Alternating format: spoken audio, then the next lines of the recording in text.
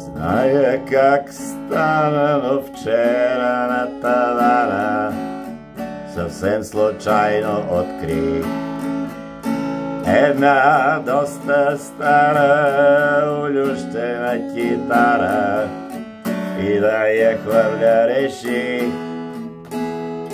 Посегнах да я вдигна, но точно да я стигна. Чух един ти гласец да казва: моля те, не дей, изпей ми Yesterday. Нали твърдиш, че си певец?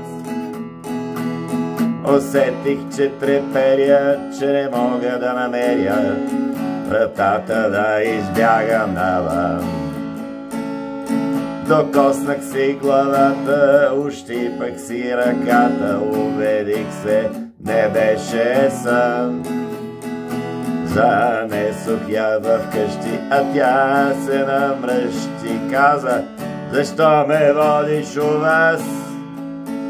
Заведи ме поне на едно турне, ще видиш целия свят, ще заговори за нас.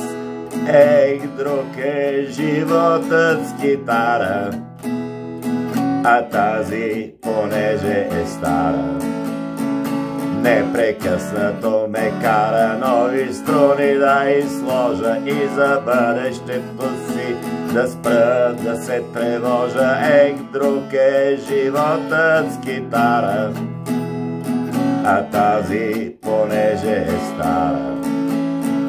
Помни времето на Ринго, Джордж, Джони и Пол, моите първи учители по рок-н-рол.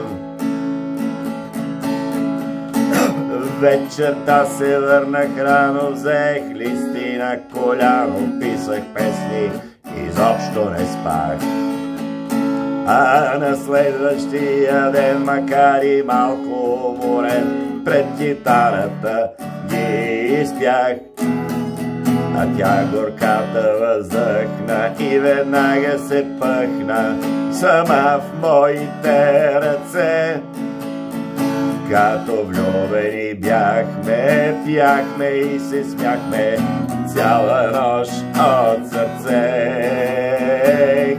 Друг е животът с китара, а тази, понеже е стара, непрекъснато ме кара нови струни да изложа и за бъдещето си да спра да се тревожа. Ех, друг е животът с китара, а тази, понеже е стара.